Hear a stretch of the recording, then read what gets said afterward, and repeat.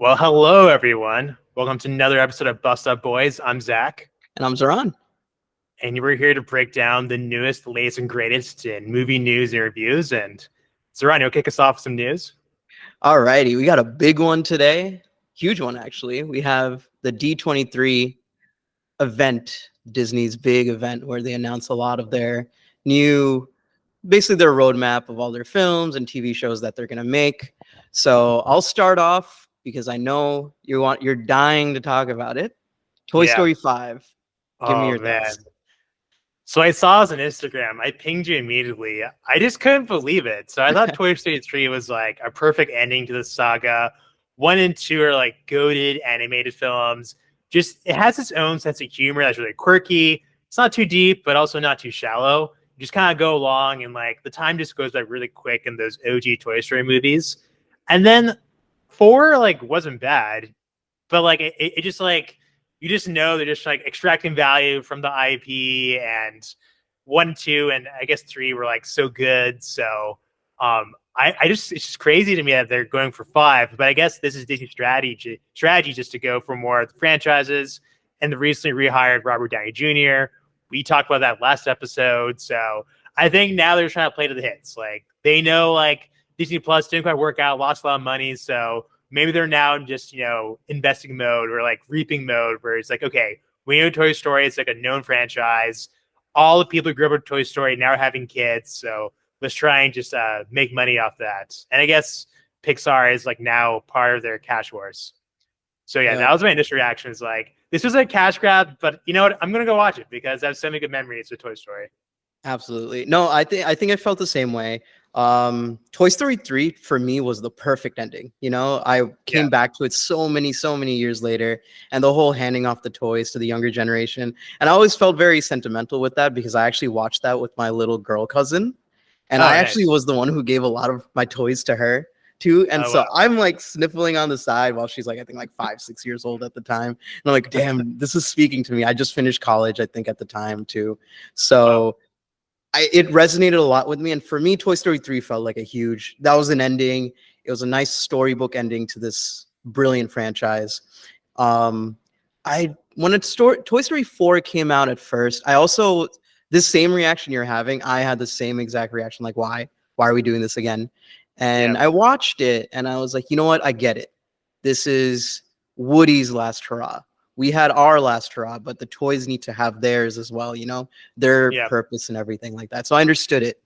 So now when this announcement came again, I'm like, oh, okay, again. But you know what? I know it didn't have the same beats as Toy Story 3 did, but I like Toy Story 4. I trust Pixar enough to know that they'll give me a good story. 90% of the time, I think they get 1 miss out of 10 hits usually. And 1 miss out of 10. Yeah. So I have a trust in them. I know they'll do something. They have a story to tell. And I think one thing you actually brought up with Disney before is that the past couple years they've had original IP after original IP after original IP, and it was creatively very nice. Very creative, like Turning Red, Elemental, Luca. Inside Out, Luca. Yeah. So they've had a Soul. There we go. One more to Onward, I think, with Chris Pratt and I didn't see that one. Did you see that one? Very good. Very good. Okay, cool. Yeah. Nice. So, but they just haven't been making money. And I think a lot of it has to do with COVID. I think Disney also had some bad business decisions. I think Bob Chapek, that was the old CEO. He was pushing everything to be paycheck. I like that. So he was doing a lot of like straight to streaming things, right? Or like a month in theaters and then back to streaming, or like the premium access thing where it was in theaters but it was also in streaming as well. And it just wasn't working for them because parents or just the consumer in general was thinking, oh, these movies are gonna come to Disney Plus in a month anyways. Why am I gonna go spend money? Nowadays, tickets are like what, $25. Taking my family of 4 is basically $100 right there. Meanwhile, I can wait a month. We can have some snacks at home and do it, right? But that aside, for them to, cater to their shareholders, I feel like they're like, hey, I know they were creative, they reviewed well, but they didn't make money. So you know what? Franchise, franchise, franchise. Toy Story 5, I think Moana 2, and what else was there? I want to say there's a few more like franchises that they're coming out with. Tron, Incredibles 3, Frozen Yeah. 3, so Yeah. I think all the animated movies that they announced were all franchises or, existing IP. And you know what? At the end of the day, I'm fine with it. They gave us a couple of years. It was like, you know how creatives have like a one for you, one for me? And I think they Yeah. had that right now with Pixar. They're like, you know what? You had your, you know, uh, original stories, and now give us some Right. franchises. So I respect it. I understand. Enjoy the time we had with it. So yeah, that's my spiel. Yeah, there's a couple of things you said there which I want to harp on. One is that it's so awesome to share Pixar with like a little kid or your own kid or a nephew or a cousin or whoever. Because I know I watched Bruno with my younger cousin, and that was just such a good moment. We have some photos of it, and that's the cool thing about Disney movies in general is like it's gonna be a good time. It's gonna be family friendly. It's not like watching like a Jason Statham movie with your family where there's like blood and gore everywhere, like The Beekeeper or whatever. It's actually a thing you watch for kids and like form some good memories. So yeah, that's like one thing that's magical at Pixar, and like you kind of just know it's always going to be good. And I think what they saw with Inside Out 2, which came out a couple months ago, is that you can have your cake and eat it too. You can have a really good movie, it's a franchise, and it'll make a lot of money. So I think for the Disney execs, they probably saw that and were like, "Cool, we're sold." Kind of like you said, like you had a couple years where there's a lot of originals, which did so at the box office and just in cultural in general. But Inside Out 2 is like a juggernaut, so why not just keep going that way? Exactly. By the way, you said Bruno. Yeah. Wait, which Bruno are you? Oh, sorry. What's the name of that? What's the name of that movie? We don't talk about Bruno. Oh, is that the name or? Oh, I'm thinking of Bruno, like the Sacha Baron Cohen movie. Yeah, yeah. Oh my gosh. Okay, wait. Wait. I totally messed up then. What's the Disney movie? This song is called "We Don't Talk About Bruno." Encanto. That's the name of the movie. Yeah. Okay, so like the song, some of these movies, the song is like way more iconic than the actual movie. Yeah, so I'm not talking about Sacha Baron Cohen movie. That's not a family movie. The movie's Encanto. Yeah. The song is called "We Don't Talk About Bruno." I remember, just an aside, I went to go watch Bruno in theaters because I was a huge Borat fan, and it was a packed stadium, backpacked theater because I guess a lot of people like Borat, and they were like, oh, by the creators. Pretty sure half the theater left before the final credits, or before even the third act, I want to say. Amazing. So, yeah.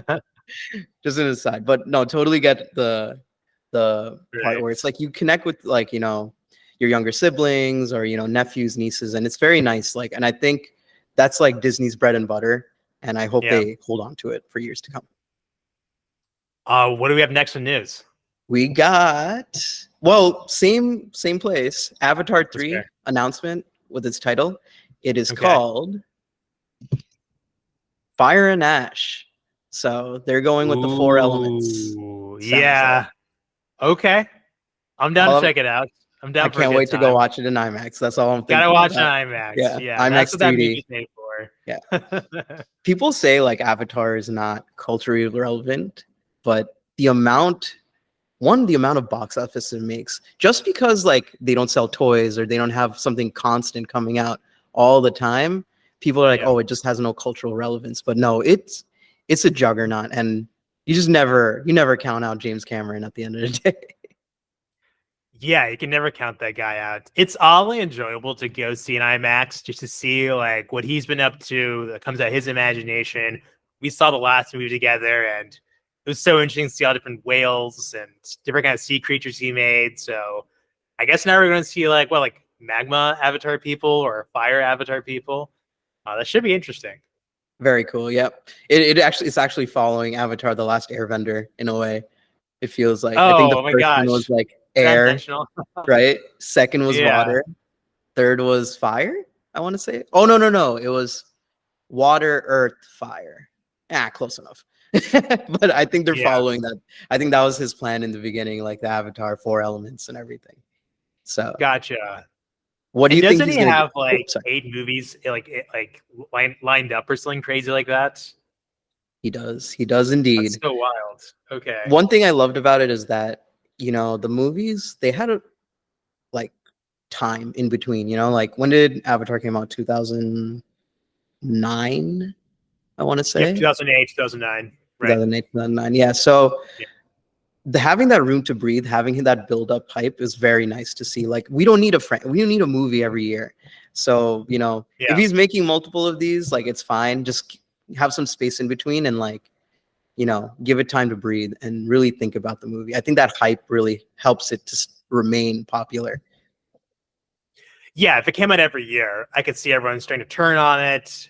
This is like we just paid for this movie last year, so I think you're right. I think that every couple of years thing makes sense. How old is James Cameron? Do we know? Yeah, he's pretty old now. Yeah. Like, how long can he keep doing this? He is 69 years old. Yep. Okay. Nice. Sorry, but Nice. so he's not as old as I thought he was. I thought he was in his Yeah, 70s. Oh, actually, barely. I thought so too. Yeah, and then But Martin Scorsese is 81. So this he might still have like another 10, 15 years in the bank. speaking of directors who might not have it in the bank much anymore, David Lynch. Unfortunate. I don't know if you saw the recent news with him. He No, no. he recently announced that he has emphysema from his years and decades and centuries, not centuries, but decades of smoking. Which he's like, I love Yeah. smoking and I kept smoking and stuff, but now like he can't Oh, leave the house anymore to go film on oh my set. gosh. So he announced this, and everyone's like, "Oh my God, did we see the last David Lynch, film?" And then he's like, "No, you haven't, guys." Like he saw all the response to him announcing this, and he's like, "No, I'm still gonna direct. I'm gonna direct from home, either Amazing. remote or something." But he's like, he's still got Yeah. it. But this guy is such a perfectionist. I don't know how he can handle that. He's gonna kind of. He's gonna Yeah. want to come back. I don't know. I assume he'll find a way, but I mean, yeah, it's tough to see people kind of fade away right in front of you. Bruce Willis is also like hard to see like what he's going through, and he's given us so many good movies, and I'm sure there's going to be like a new Die Hard movie eventually, but it won't be the same without Bruce Willis. Yeah, that's so true. Yeah, I was thinking Yeah. about that recently. I know they announced like, oh, he's doing good, but like they're like, no, but seriously, it's not. This disease is really bad. And then we saw Yeah. all the movies that he came out with. He churned out before he passed away, which I respect him for. Like give your family like a little nest egg. I mean, he probably already had a nest egg, but Right. when you have that capability to provide even more with the time you have Mhm. remaining, good for him to Mhm. do that. So yeah, Yeah. He gave us so many bangers over the years. yep, yeah. Outside of this morbid conversation, Yeah. we have the new reviews for movie. You want to talk about Alien Romulus?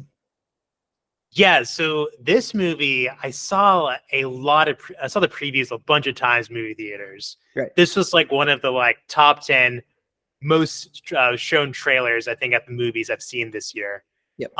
I am like super burned from this franchise because of Prometheus, which was a movie that I think you liked, but I think most of us don't because we had high expectations going in. We thought it was going to be like a really good thriller and whatnot, had a really good director behind it, but there's just so many holes in the plot. And I think for me, Prometheus was like one of the first movies that like totally bombed in my mind, like expectation versus reality.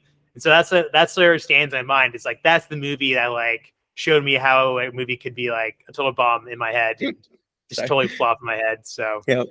yeah, I have low expectations for this movie, but it turns out the reviews are not that bad. Like you want to talk Certified more about fresh. yeah, it's certified fresh. It's like an 82% on Rotten Yep. Tomatoes, which is way higher than expected.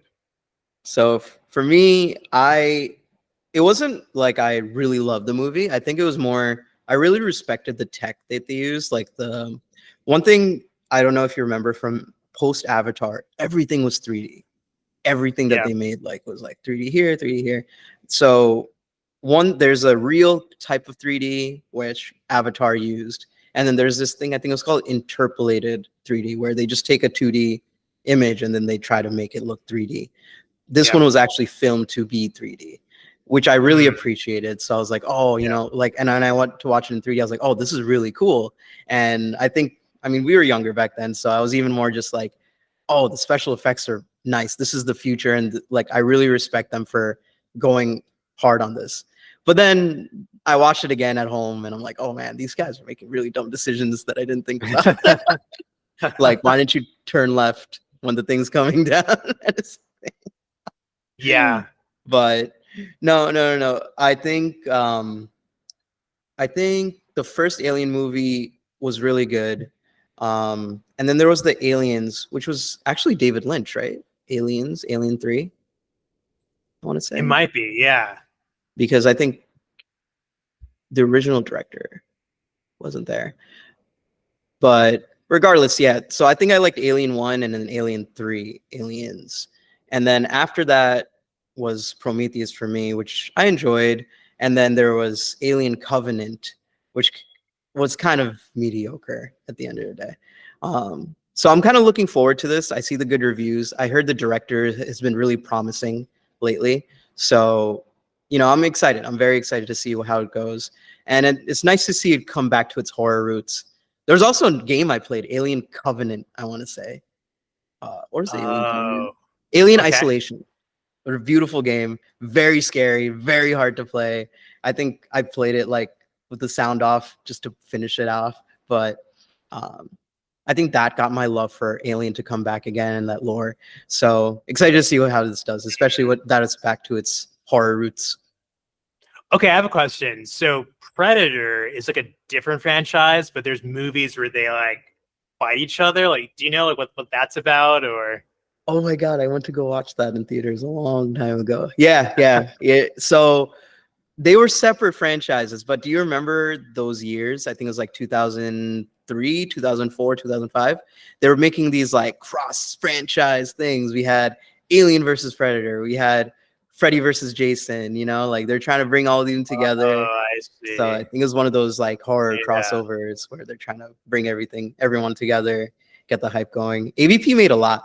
I remember AVP Requiem didn't make so much, and that's when it ended right there. But gotcha. Well, I saw, I was gonna say I saw over the pandemic Prey, which is on Hulu, and that's like a pretty good movie. It's like what if like Predator like landed and it's still like a Native American tribe, and there's a good story there. That was a Hulu original, right? Yeah, I think so. That's still on my list. I gotta watch that. Oh yeah, you should definitely check it out. It's a good one. Yep. So hopefully, you know, I think Alien will probably do pretty good on the box office, which leads us to our box office recap. Hey. See what I did. So here's the top 5.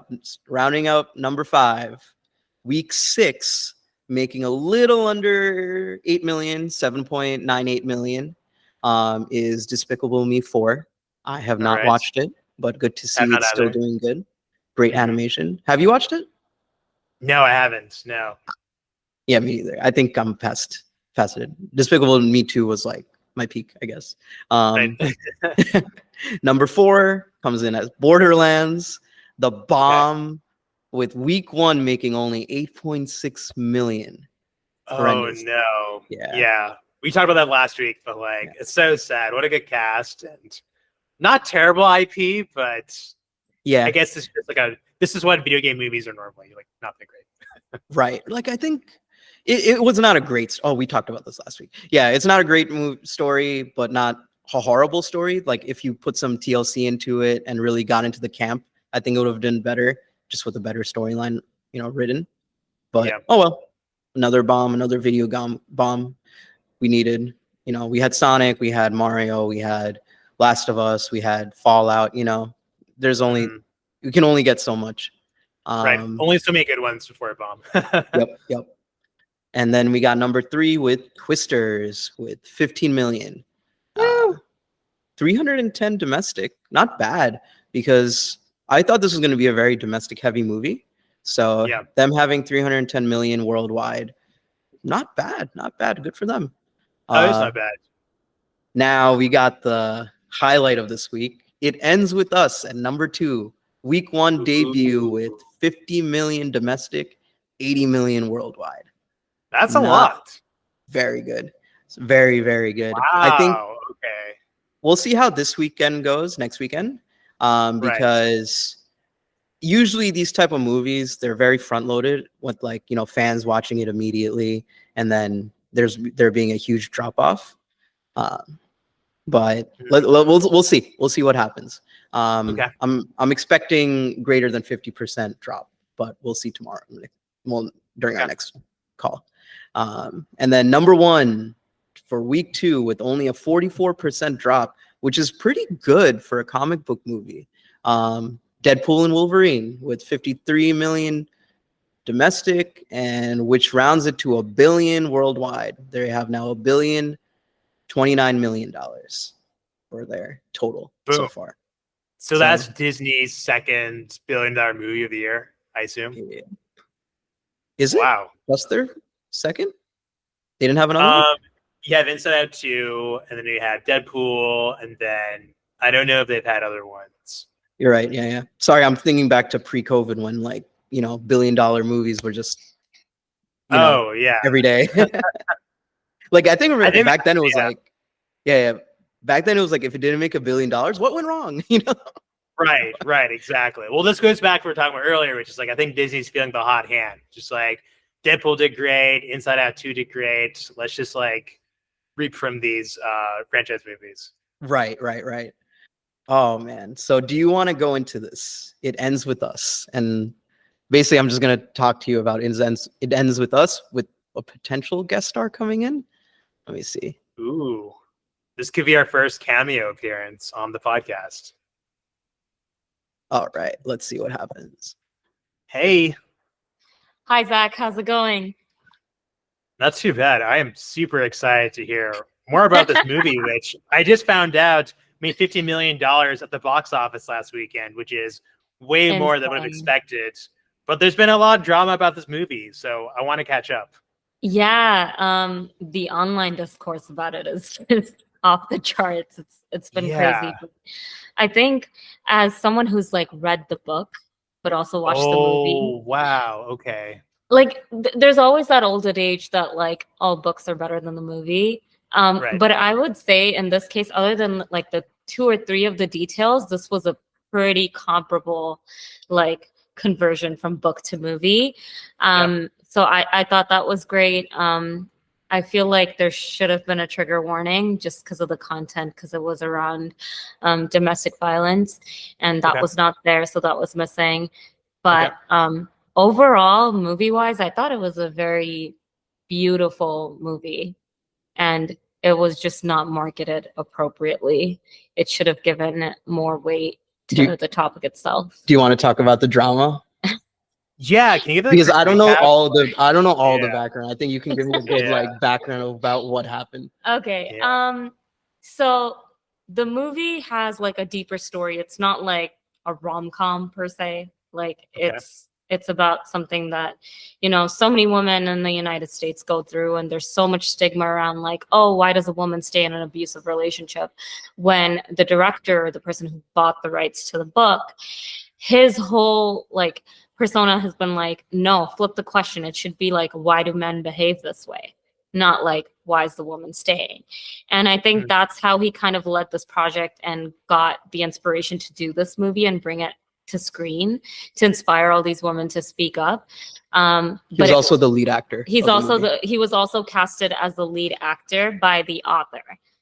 It's a little messy. Oh, I think in general in movies, if someone's like a director or producer and then they're also acting, there's a lot of creative differences that get introduced. There's a lot of beefing that happens, which is normal. Like I think if it's handled tastefully, I forgot who said it. There was recently someone who said, hey, like I think it was Matt Stone and Trey Parker, someone like that, who they're like, yeah, we beef, we have creative differences, but you know what, it's for our product, and our product is good. Oh, it's Mythbusters, the 2 heads of Mythbusters. They're actually not friends in real life, and they always have issues, behind the scenes. And they're like, yeah, we're just not friends, but we we get our work done at the end of the day. But anyways, going back to so basically the director was Justin Baldoni. I don't know if you know him, but great actor. Also someone who has a great podcast. I don't know if you've heard of it. It's called Man Enough. No. Okay. And give it a listen. It's all about like men being in touch with their feelings and like, you know, Wow. Huh. like kind of disencouraging and like moving away from toxic masculinity, and him as a man just like kind of bringing more attention to that topic, because we do see that a lot.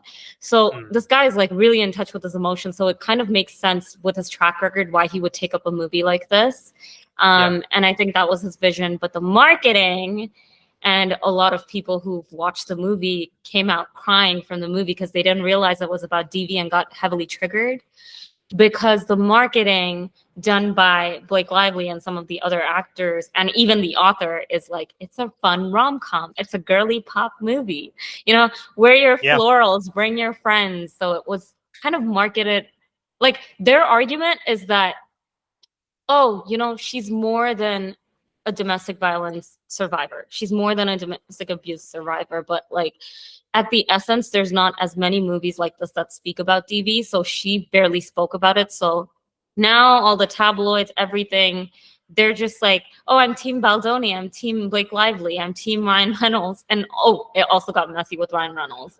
Right. You want to speak about that? Yeah. So I'll go into some of the more production issues. So what happened was that I think Justin Baldoni had a vision for the movie, and he was the producer, he was the director, and then they brought in Blake Lively. I'm right? Yeah. So he brought in Blake Lively, and which Blake Lively took it, and she tried to also make it her movie as well, and she was also a producer. But she never bought the rights to the book. She never found this book. She was just brought in as like a castmate. But like obviously she's a fashion icon. She's creative. People look up to her for her style. Maybe she wanted to add some more to the main character's outfits and like more substance to it. Which I get. But then it kind of got messy because apparently she said in a press interview that Ryan Reynolds wrote like the beginning script. Like the first one of the which also was during the writer's strike. This is like layers of there's some there's some like There's people are so like, much drama when did with he that. write it, and like did he, you know, break any rules with SAG and everything like that by writing a scene. Also another thing was that there was 2 cuts for the movie. Blake Lively made a cut and Justin Baldoni made a cut. And Blake Lively catered to the not catered to the author, but went to the author and basically got her cut to be announced as the to be released as the. We don't know whose cut was the one that made it to the screen. There's a lot of confusion with that. Okay. So that's why it kind of gets even more messy. But yeah, just like the handling of like, this is what the movie is about, and the 2 different types of marketing, because Baldoni's going out there in the press and just speaking about DV more. He's posting on his story every day. If you go to his Insta profile, he literally has a call out for domestic violence. Like that's at the center of the conversation. He wants the attention to be there. And as someone who's like been a Blake Lively fan forever and, you know, enjoy her on screen, I don't know her as a person, I just think like it's making me step back and think like, whoa, some celebrities are just, you know, I feel like they're not getting the message. And it's really sad, Zach, because this movie was actually a very beautiful movie. It was great to watch. And I want more people to watch it. And instead, like all this discourse online and all these rumors and all TMZ writing about it is taking away from, you know, people being motivated to go watch that movie because they're like, there's too much drama. I don't want to watch it. Or there's other people who are like, I got triggered. I'm going to rate it poorly. You know, like it's taking away from the art that was created. Yeah, the trailer made it seem like it was maybe like, I don't want to say it's a trope, but it's like a married woman, been waiting for a long time, sees the old lover, wants to go back, has to make this decision, maybe ends up staying with like the old husband or whatever. And it kind of alludes to the fact that maybe the current husband is an abusive husband, but kind of makes it seem like a small plot detail and not like why Justin Baldoni made the movie. So yeah, I totally agree with you that the marketing is like a little bit misleading. It's more focused on like the love conflict aspect, and it seems like a more lighthearted movie than it actually is what I'm hearing.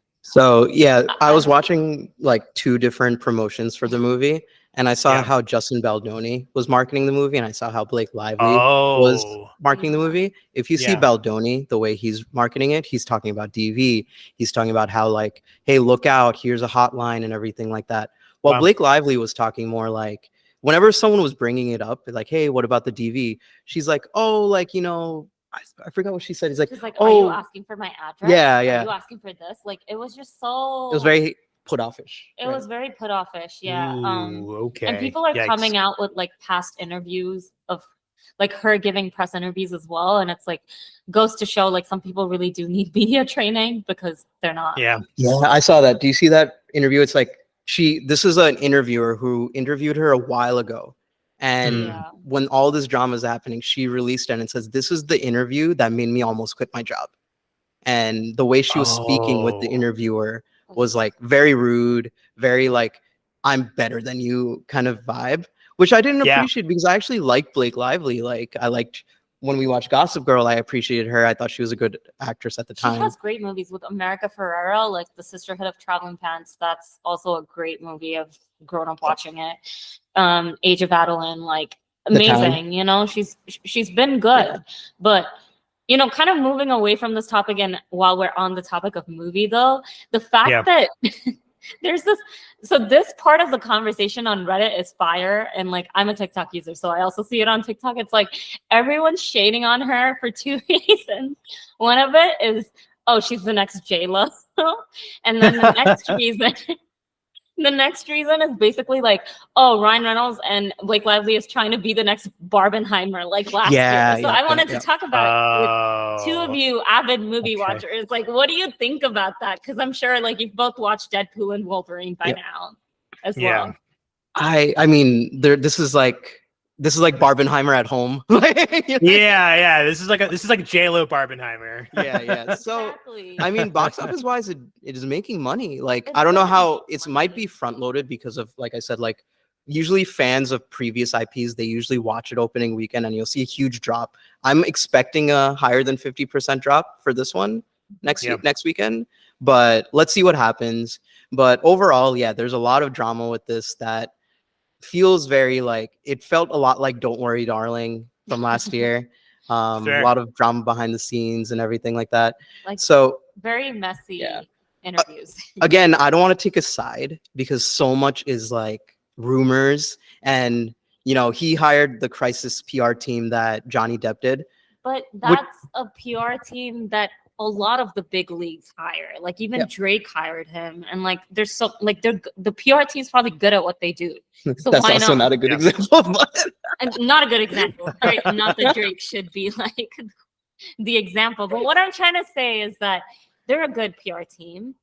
They have a solid track record, and we don't know why he hired the PR team. It could be just to like handle like all these smaller news articles, like, you know, trying to like do a smear campaign against him, or like generally about the movie. We don't even know why he hired them. You watched also another movie by Justin Baldoni, right? Yeah, Justin Baldoni had another great movie called 5 Feet Apart. It was about cystic fibrosis, which was also a great, beautiful movie, very in touch with emotions. Like I cried during that movie. He is a great director. No, okay. So for me, why I think Blake Lively's cut got into as a theatrical cut, not saying rumors, and I guess this is more of my review. Yeah. So it's a little stark from Zainah's review. I think there's a really good movie underneath this, but the way this was cut was very disappointing. I think there was very good scenes, but then there's a lot that was just very muddled, very, very muddled. Unnecessary scenes that were like filler scenes. Yeah, a lot of filler scenes that was just unnecessary, I felt like personally.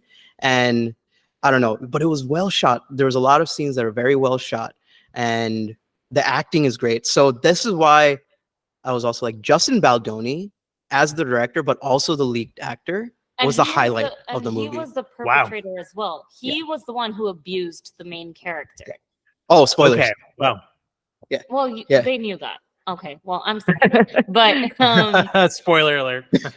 Well, in better words, he is supposedly the antagonist of the movie. Right. And so Right. for the antagonist of the movie to come out and actually be the one saying like, hey, we should put more attention to DB. This is what's happening. Here's the hotline. Here's Yeah. what you can do. And posting on his story every single day. Like, you can see his intentions. It's like, you can see his vision for the movie. And I feel really bad for him because he bought the rights to this book like in 2019. Man's been going on this for a while now. Through the strike, through like, you know, the slow periods, through everything. This was his baby almost. And it's really sad because like the other movie he directed, 5 Feet Apart, was also great. You guys should watch it and do a review on it. Yeah. It's pretty good. No, yeah, like I think him as a lead actor, his acting was really good. It was so enticing to watch because when you're initially watching, like I'm like, oh, here's the F boy, you know, like he's good looking, you know, and everything like that. Yeah. But as the movie was going on, I'm like, yo, this guy's kind of cute. Like, you know, this guy's personality is awesome. Sorry, I'm not gay. I swear. But I'm gonna cut that out, by the way. But yeah, like he's definitely charming. Yeah, he's extremely charming. And to see him, the way they twisted and revealed that he is actually a domestic abuser in the movie was so well done, and it gives like a lot of layers to the abuser. Once you see the reveal, you notice things that they did very subtly. That's why I'm saying this is very good direction, good direction that he did. Man's read the book, Zach. Before he converted it to a movie, I can say like, he read the book because as the person who read the book, like moving it to screen, like he got it on point. Someone on TikTok made a random comment and I laughed for a while. He said he understood the text better than the author because the author is also promoting rom-com vibes, right? She's on the whole like Blake Lively starstruck moment, like writing that flow, whatever she's doing. But, he understood the assignment. For lack of better words. So yeah, for me, my conclusion would probably be just like beautiful acting by Justin Baldoni. Blake Lively was a little wooden. The direction was really nice. Cinematography, there was still a lot of very good, well shot scenes. Also, Justin Baldoni's production company, Wayfarer Studios, produced it. Right. Yeah. He's a producer. Yeah. So like overall, I think like if you're looking for a good date movie, this is not one of the worst things you can watch. Like for me personally, out of 5, I ranked it like 2.5, 2 stars, but in a good way. Like it's not something that I'll hate. It's not like a 1 star or half a star in a way. Yeah, it's good amount of like a hollow chick flick or rom-com as they're trying to show. Right. What would you rate it as?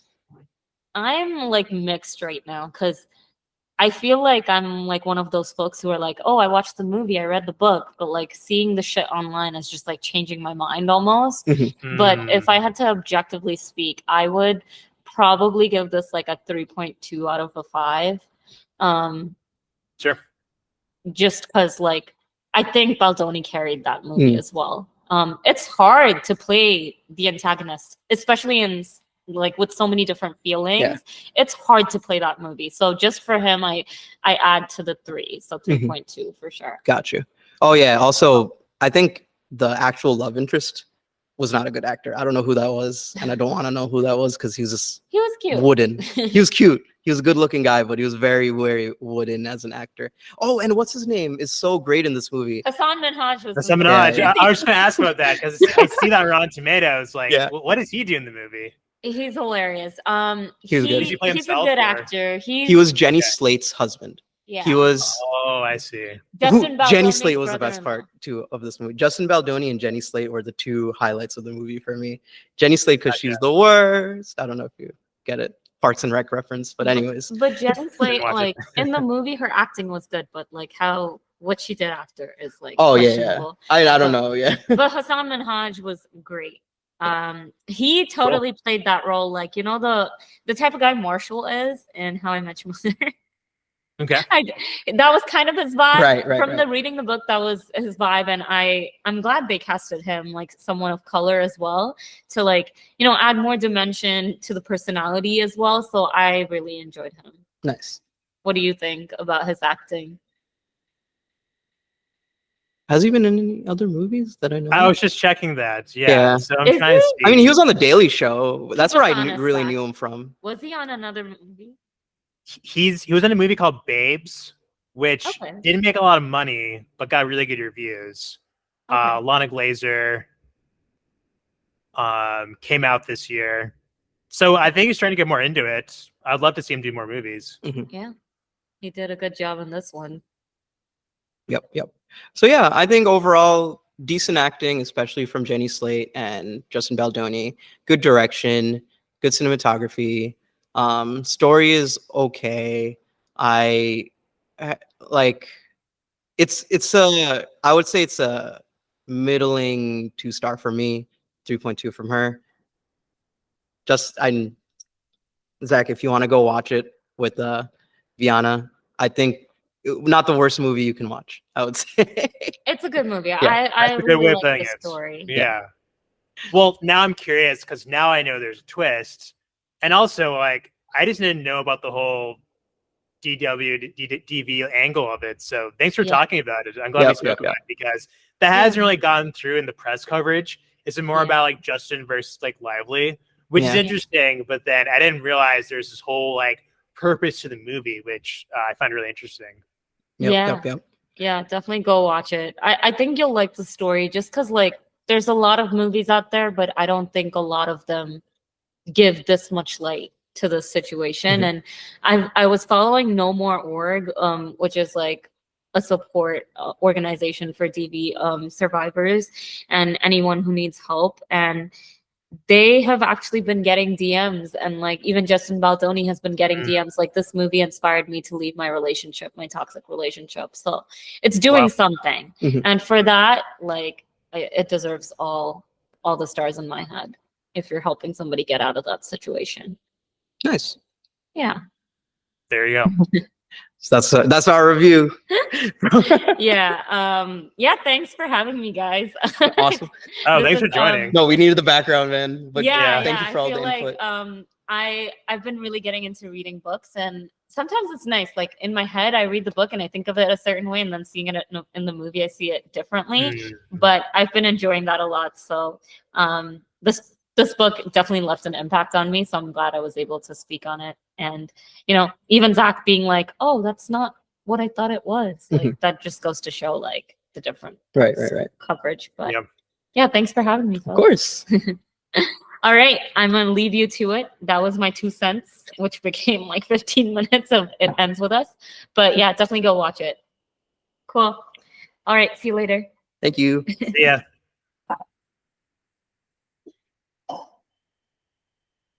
Alrighty. All right. So yeah, that's our review of This Is the End. It Ends With Us. It Ends With Us. I also have a thing in my head where it's like, don't say this is the end. Don't say this is the end. Yep. By the way, it's really hot in here. Jesus Christ. But anyways, so weekly recommendations? I think weekly recommendations. Weekly recommendations. For me, it's been a while, but I'm restarted watching The Good Place. And if you're looking for something that will give you a little existential crisis, but also will make you cry and will also make you laugh like crazy, this is, I think, Michael Schur's like golden like show. I think this is like The Office is great, of course. What's it called? Parks and Rec is great. Brooklyn Nine-Nine is great. Like he's done hit after hit after hit. But Good Place is something like it's so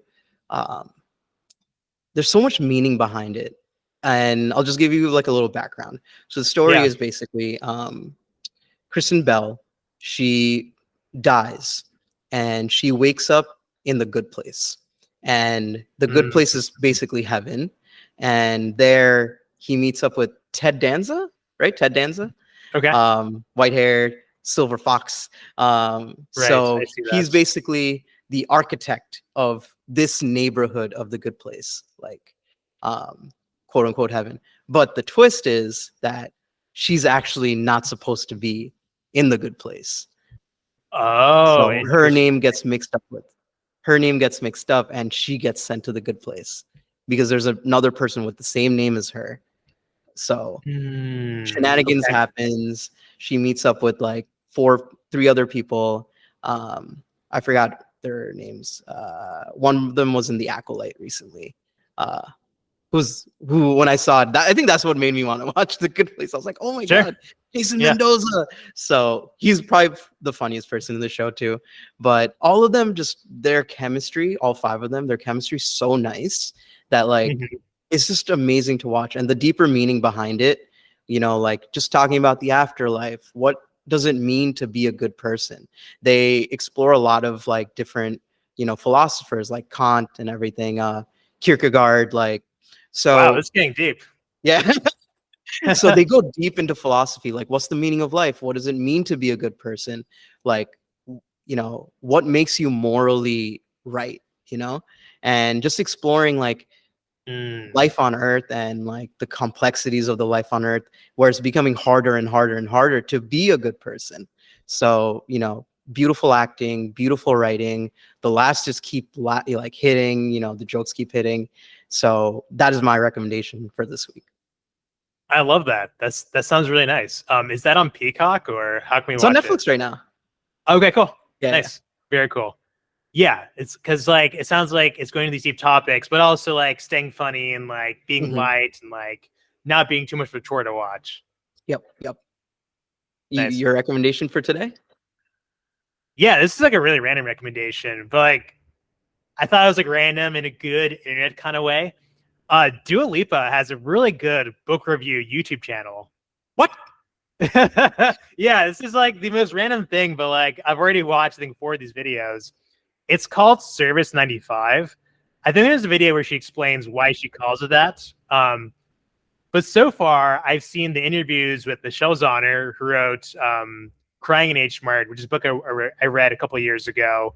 I saw another interview where she talks to someone who wrote a book which I want to read called Say Nothing, which has been called like one of the better nonfiction books the last couple decades. She also interviewed Patti Smith, talking about being in New York City in the 70s and living with rock stars in Chelsea Hotel. So I don't like, I just know her for like her music. It's just like fun music, you know, go dance at a wedding or whatever. But then I was really shocked to see like, wow, these are like some really good interviews. She's like a total book nerd, which is like Oh, cool that's that a pop star can have the side to her. So I recommend that. Oh, that's awesome. That's Yeah. Speaking of books, Michael Schur did release a book based on The Good Place too. Oh, okay. Very cool. A self-help book kind of thing, like How to Be Good or something like that.